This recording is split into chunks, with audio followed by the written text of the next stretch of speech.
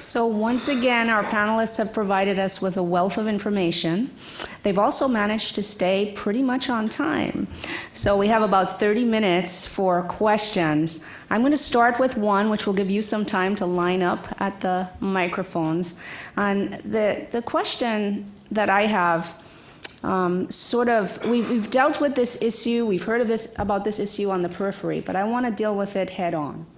And that is, what is the role for moral theories, for ethical theories, in terms of helping students, engineering students, to learn how to identify ethical issues and analyze those issues? We've heard that one philosophy course is not enough.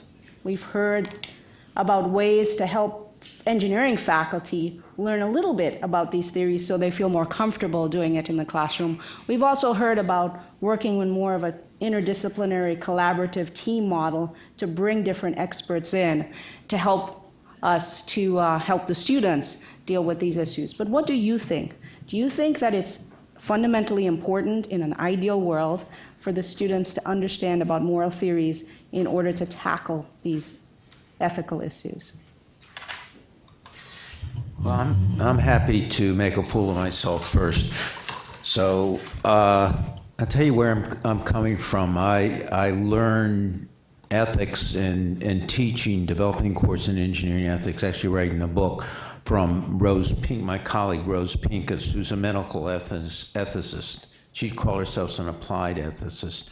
And she actually ran for a number of years a medical ethics consortium of 17 hospitals where they got involved, well, she got involved between the physician, the patient, the family, in trying to work their way through these things.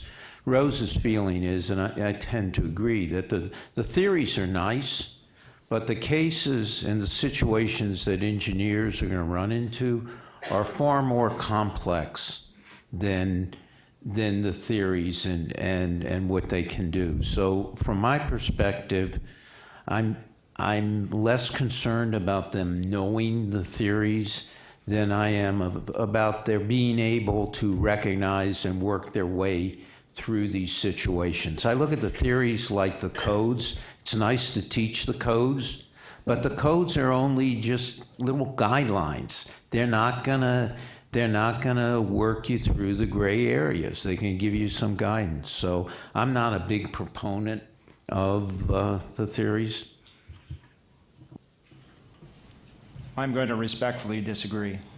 Yeah. So having worked for 15 years with my colleagues in philosophy, we definitely want the engineering faculty members to get an introduction, and I mean literally an introduction. It's half a day to basic moral theories. And the argument that our colleagues make is that the moral theories are there because the codes of ethics cannot cover every issue that a student will encounter in their career. And so the moral theories are lenses through which we help our students take different perspectives on these issues and come up with different solutions, because solving ethical problems is in many ways like design, and we make that point to our students. They need to generate multiple ideas, and the ethical theories bring different perspectives and bring students the opportunity to come up with different kind of solutions. Now, having said this, it's a design choice.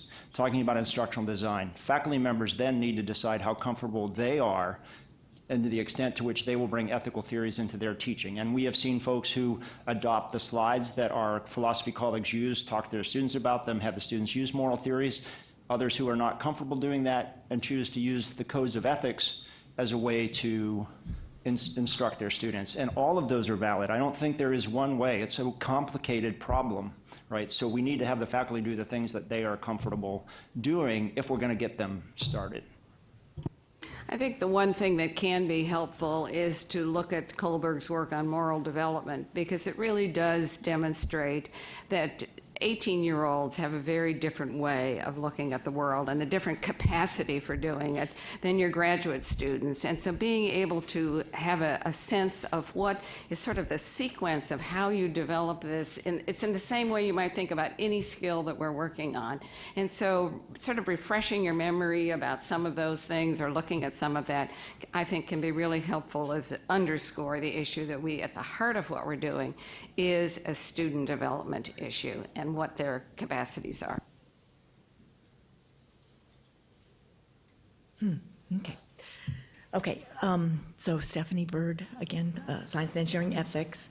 But I'm actually bringing some of the experience from being the special assistant to the provost at MIT for developing educational programs for scientists and engineers.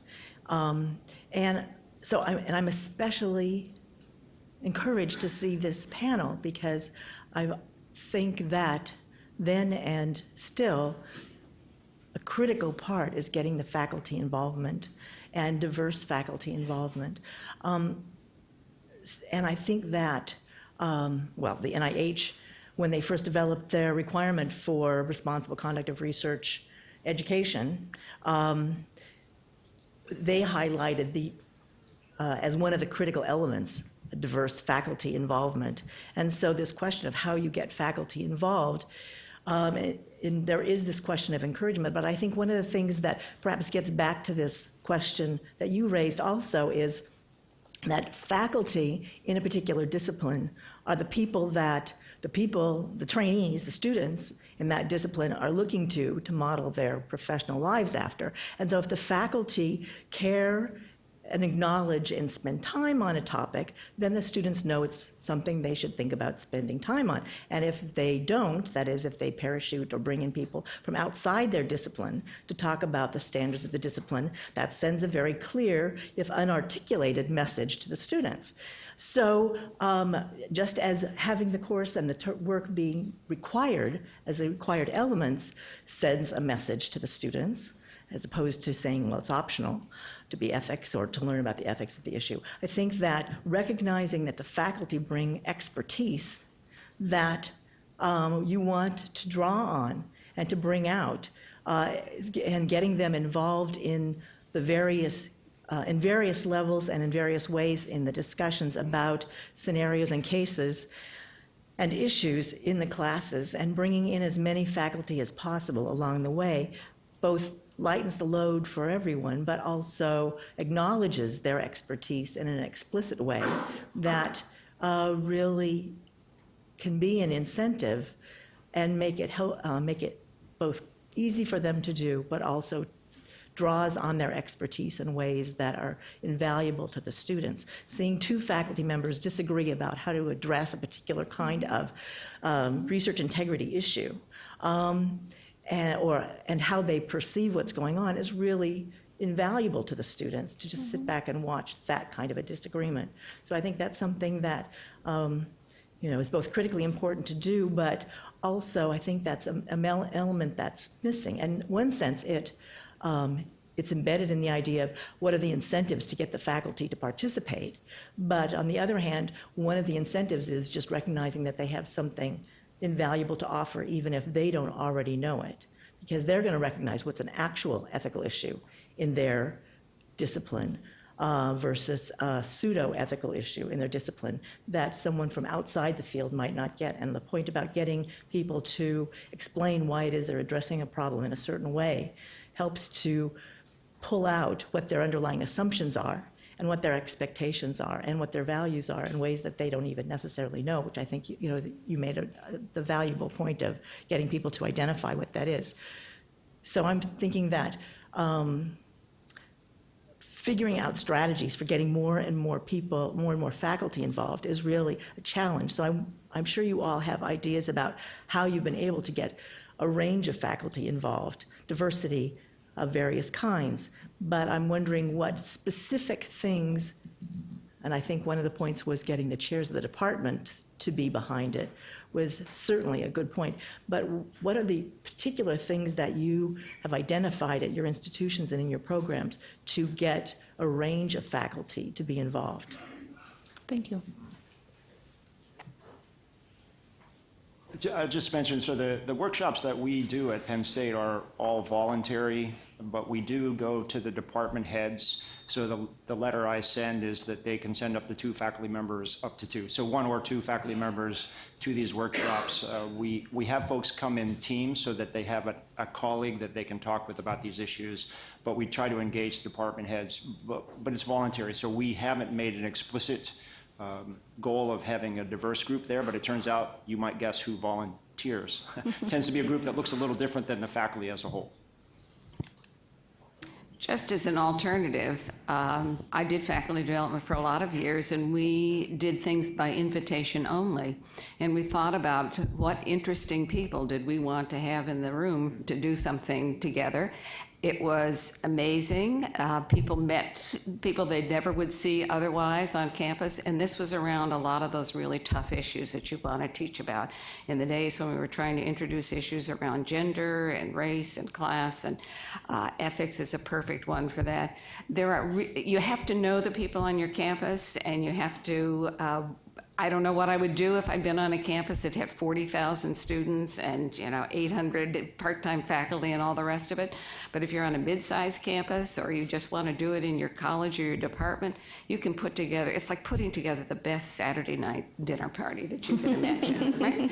But you don't do all the cooking, by the way, because if you spend the whole day as the gourmet cook and they come and they have a wonderful conversation and they thank you and they go home, they have no idea how hard it was to produce that meal. So you're inviting them to produce the meal. Larry, did you want to add? Well, just very quickly, we've used a combination of the two, where we've selected out people. When we did the EMEAs, we selected out faculty that we felt would be able to implement them in their department across the school, and we also had a little bit of grant money to sweeten the pot so that we made sure that they did it, and it worked. And Jamie? I mean, I have 2 sort of general comments about this. One is, I think we often think there's 2 things. One is we build it and they will come, right? So I think Ann's comment about invitation only is really important, because I think what we end up having when we decide that the faculty need professional development, the first thing that faculty hear, and I'm a faculty person, is I'm deficient in some way. And oh, by the way, you're asking me to do more. And on campuses where I'm on a campus, we have 35,000 students. We have only about 2,500 faculty, and about half of those are contingent faculty, meaning they're not tenure line or tenured faculty. So when somebody says to me, you need to do more, I'm like, I have no idea when you think I'm going to do this. 12 to 3 a.m. is booked already, right? So I think that we have to be really cognizant of moving beyond those sort of usual suspects faculty that often do volunteer for these things, and whether it be invitation only or whatnot, really reaching across to a variety of different individuals. I also think we need to be creative about how we communicate that engagement and what value that it has to those individuals. So is particularly, I'm not an engineer, but in my experience with engineering faculty working on education projects, they're saying to me, this doesn't count at all. And I need to figure out a way to articulate this NSF use proposal to my chair, who sees this as an education-related project. So having ways that you can help not just educate department chairs, but also finding ways that you can show how different efforts can be combined, and so that you're not looking at as a faculty person, I'm adding yet another project or another set of tasks.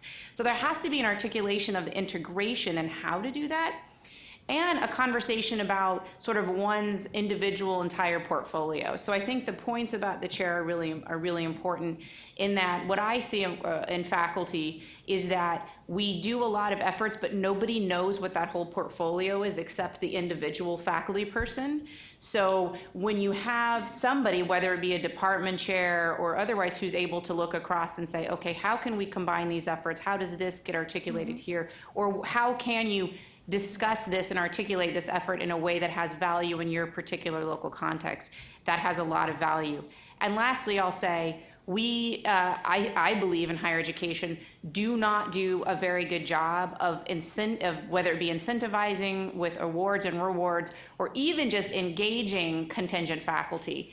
A lot of the faculty that I work with at Mason, they're in sort of your full-time teaching positions, professor of practice, instructor, whatever the terminology may be on your campus. They care deeply about these issues on teaching and learning. That is their entire focus. And yet we leave them out of these conversations and don't engage them when I'm not saying they have the time because they're teaching a gazillion students, but they care deeply and we can engage them. And I think we need to, on a lot of campuses, rethink who our faculty are and how we can invite them and get them into those. So those are just some strategies that hopefully can be helpful. Thank you, that's terrific. And I know we have some contingent faculty in this audience, and so I think that's a really good sign in terms of institutional commitment. We're going to alternate between mics, so. Again, John Schmidt with Burns and McDonnell. My wife's contingent faculty and is quite an advocate on that. And a lot of times the training that's mandatory for them, they don't get paid for, and that's something she's working on to try to help with. But I'm either ambitious enough or foolish enough to try to tie together some things that all four of you said during your presentations, and I might even be able to work in some of Stephanie's comments as well. Anne talked about the importance of being consistent in our language and terminology and how we talk about these issues so that everybody is kind of on the same page about what we're doing. Larry started out by talking about the importance of recognizing ethical dilemmas, and we've already had the conversations this morning about whether dilemma is the right term when we want to talk about ethics, because not every ethical issue is an ethical dilemma.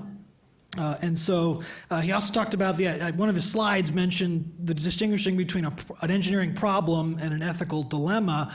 And I would suggest that another term that I prefer is a problematic situation is more what we tend to encounter in actual practice, because it is more complex than just a dilemma or even just a problem where there's a single right answer. We have to work through all of the different factors that contribute into that.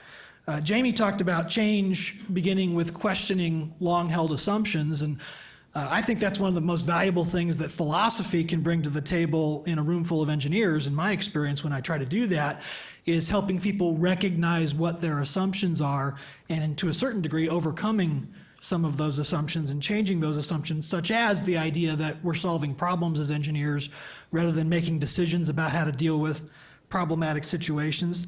And then she also talked about the idea of people want this list of steps to solve the problem. I call that technical rationality. That's something that's very ubiquitous in our culture, thinking that every problem can be solved rationally. And again, going back to Anne, she said that's a common misunderstanding, that change is a rational process.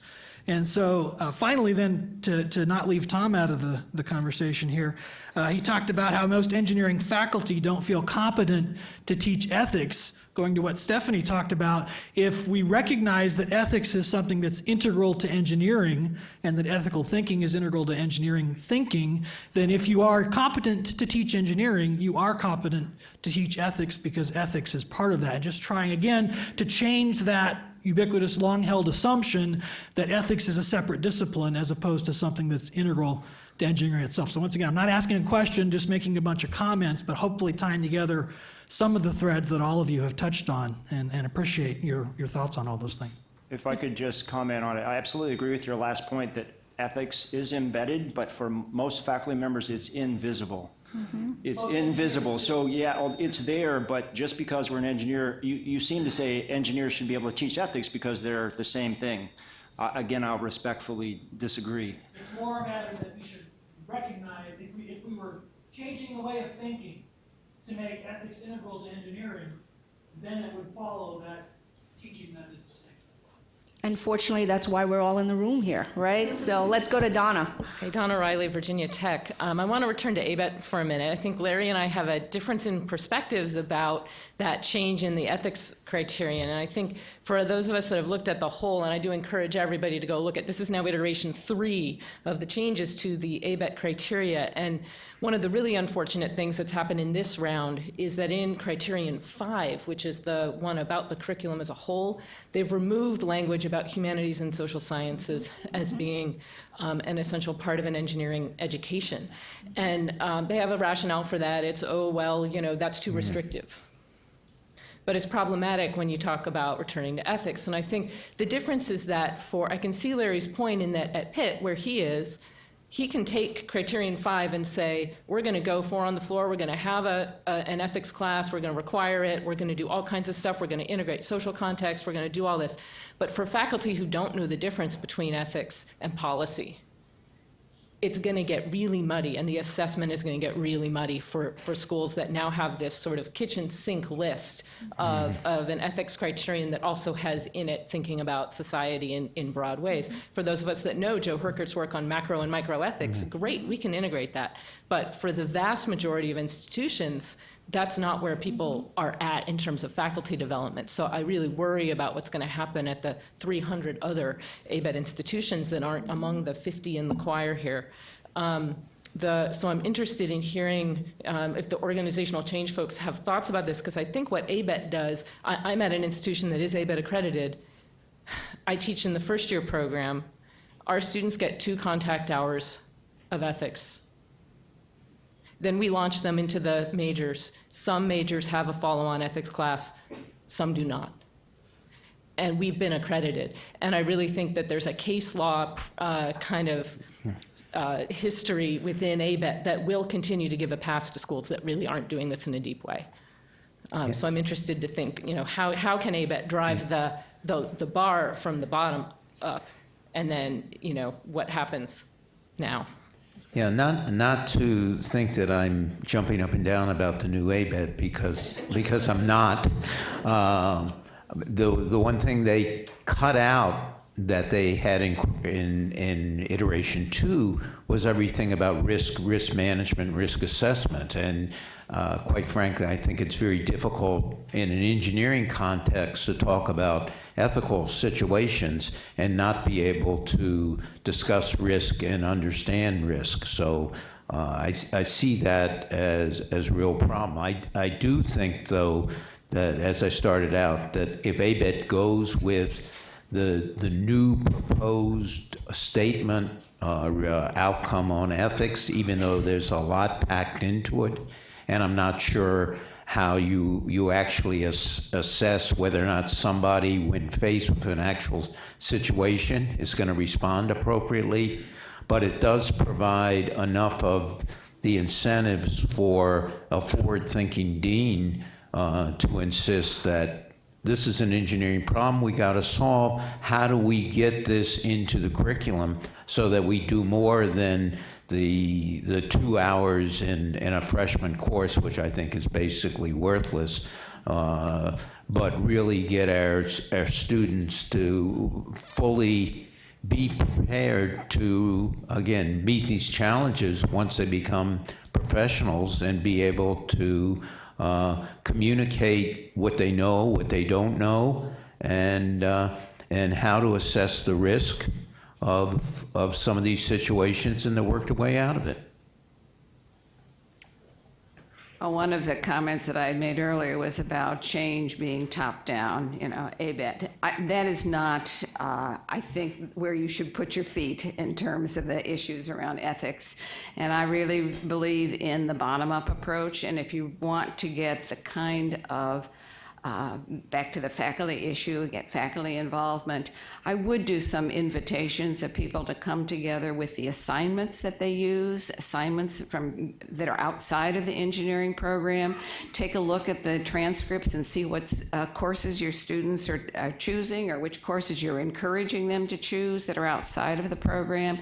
Ask to see these assignments, have the faculty talk together, get the language that you think would be important to talk about. It's the only way that students really will be able to integrate, understand, act on the values and the things that we're trying to talk about here. The only place we've done this well on our campuses is with academic integrity, where we put it in the student handbook, we put it on every single syllabus, we tell the students in every single class, we have all of that.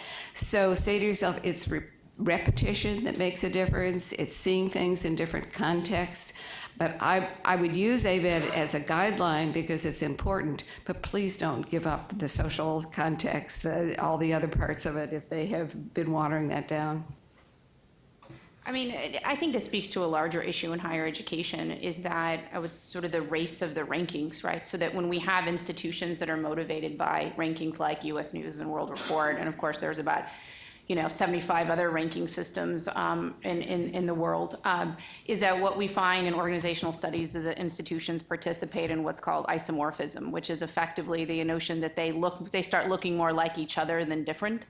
And certainly we can see many examples of that. I think what any external accreditor, regardless of your discipline, is doing is really, and what institutional leaders are doing, again, well-intended institutional leaders are doing, are supporting those efforts because they need those particular certifications, accreditations, gold stamps, whatever you like to call it, in order to be considered legitimate within different contexts. What's important, I think, for those of us in the room is to recognize that these are ultimately disciplinary decisions, and disciplines are made up of faculty. If you are unhappy about ABET or any other external accreditor, I think it's the responsibility of the faculty within the context of the larger disciplines to come together to have those conversations and try to affect change. I mean, we can certainly work within those systems, and there's strategies and ways, and Ann just said a bunch of really great ones in order to address and deal with those. But ultimately, there can be some consideration and some conversation of ways to go about affecting those external agencies within and how that affects your curriculum. I think we can fit the last two questions in, so. I think when we talk about encouraging faculty to teach ethics, it's important to think a bit more about the conception of ethics that we are using, because, I mean, we will have to tell faculty what ethics is about, what is the use of ethics, and what they are supposed to do in teaching ethics. And I think there are a lot of different ideas about ethics in the room, in this session, and also in this session this morning. So is ethics about regulations? Is ethics about emotions? Is ethical theory relevant? Is it about talking about your opinions on something? Is it about mainly telling students that they shouldn't cheat? Is it about social implications, all of this? And I mean, depending on what we think is important, the faculty will say, oh, I don't know anything about ethical theory. I mean, often faculty just don't know what would be ethics, what they are supposed to do in this. I remember we did by the way, I'm Elizabeth Hilda, I'm from Illinois Institute of Technology. We did a survey in our faculty and asked them about what they think ethics is about and whether they teach ethics. And I was really very astonished that a lot of the faculty really focused on the idea that ethics is about, or that they teach ethics as they tell students that they shouldn't cheat in class. And I mean, this is at least not what I would consider to be relevant in ethics education. And another answer which really made me think was by a professor who said, oh, issues like social justice, I'm teaching this, but this is not part of ethics.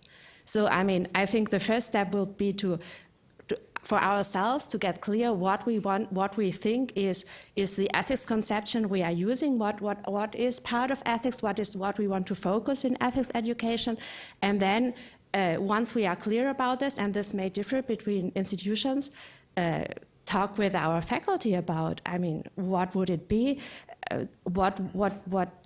How can you, are you qualified for this? I mean, there are aspects everybody is qualified. There are maybe others. So I just want to raise awareness of this ethics conception idea, which is, I think, basic in this context. I think you raise an excellent point, and I think the rest of the workshop is really going to engage us in exactly those types of discussions. Would anyone like to offer an opinion? Yeah, I think you have to decide how you want to cut it. This is basically it. To get back to Donna's point, I agree that ABET, from my perspective, is giving me ammunition to justify some of the changes I want to make. But I also agree that she's going to, as she said, in the end, they're going to give you a pass anyway, no matter what you do. But it does give you that ammunition as an administrator to try to now decide how you view, what you view, how do you cut the pie? What do you view that's important? We have a colleague in Michigan that's focused on academic integrity and cheating, and that's how she defines ethics and what the ethics that engineering students should focus on. We look at it a little bit different. Time looks at it a little bit different, I would say, at Penn State than we do at Pitt.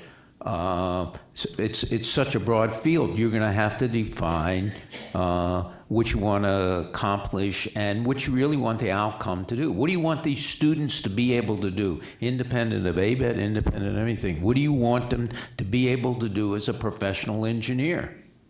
Do you want them to be one of the 3 engineers that's being arrested for the Flint water situation? Or would you like them to be the engineers that actually speak up and point out what the problems are? We may be making some things much more difficult by having terms like social justice, where most people would say honesty is a basic fundamental principle of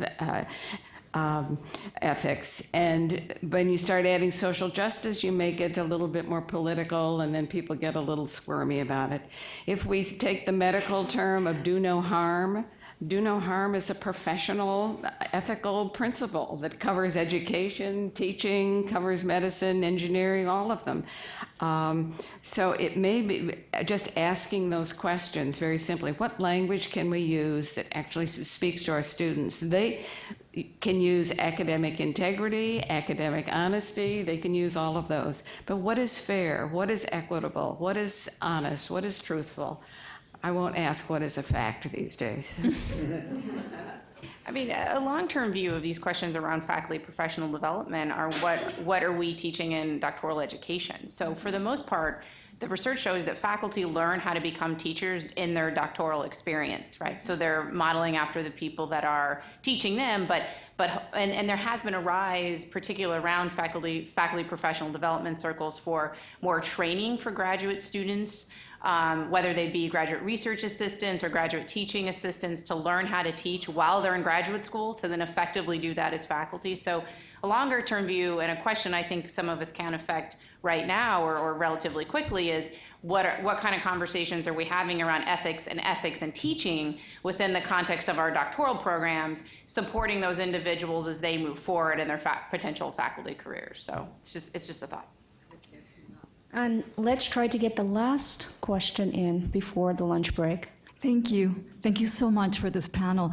My name is Yana Lambrinidou. I'm with Virginia Tech, and I wanted to say that my question comes from the work that I do, which involves really having one foot in academia and one foot in the activist world and policy world. And I've been working on lead in drinking water for about a decade, and I have worked with engineers in multiple capacities on policy panels, scientific discussions, development of documents within academia, community meetings, all sorts of forums.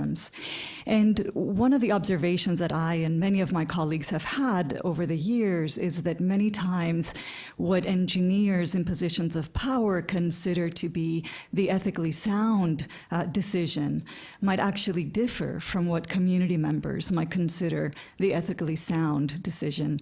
In fact, today in Flint, Michigan, there's a community meeting where a group of experts representing government and academia will release lead in water data, and I am sure that there will be a fierce debate between community members and the experts about what constitutes health, what constitutes safety, what constitutes welfare, what is an adequate and a just solution, what is success, what is an acceptable risk. All these definitions are really up for grabs if you think about it, and there can be very deep debates.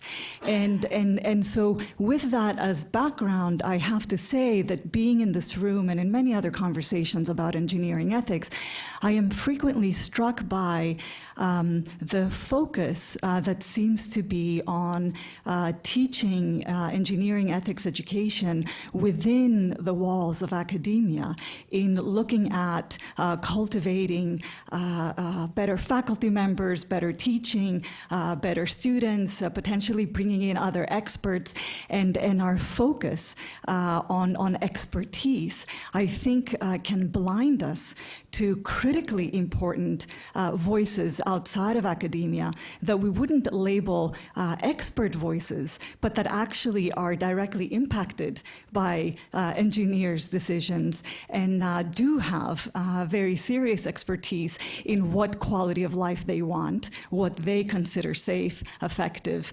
and all of these things. So my question to you is, do you think that there is a risk in thinking about engineering ethics education in isolation from community voices, in talking about classes, in having panels, in developing materials, in thinking about curricula, with an almost complete absence of voices of members of the public who are directly affected by engineering decisions and who do have very clear opinions about what constitutes ethical engineering behavior? So this is a very, very important question, and I would like to give it as much time as it should have, and maybe this is a question that could go into some of the lunchtime conversation, but would one person like to respond? Yeah, okay, so the first thing to recognize, and it's in all the codes, the safety of the public is your highest responsibility. So that's where you start, with the safety of the public. If you notice the assessment algorithm rubric I mentioned, one part of it is multiple perspectives. Being able to educate your students to look at the multiple perspectives involved, not just one perspective. So I think if it's done right, that's taken in. If you constantly remind your students that your responsibility in the end is public safety. That's what all of this is about. So if I could, I'm going to add this one. Absolutely. So I think it was Jared this morning that talked about role plays, and we cannot do everything. What you're saying is critically important, but one of the ways we do try to do this is to do role plays, and we did this with an interesting case about an algorithm that was being developed to troll social media and assign to us terrorist scores. And this is a real thing that's being proposed. And when we enacted that with the faculty, we put them in different groups, and they took on different roles. So we tried to bring different voices in, including the people who were being affected. So we will never do enough to satisfy the reality that you live in, but we can, through things like role plays within cases, force the students to take on those different perspectives and think about them. We're not yet bringing the real people in, but we can try to simulate it. And I do want to challenge all of us at lunchtime to think about how we could bring the real people in, because there's a big difference between the perception that students have as to public safety versus that the individuals who are affected are faced with. So we have two things to do before we go to lunch. Don't worry, they won't take lots of time. The first is to thank our panelists.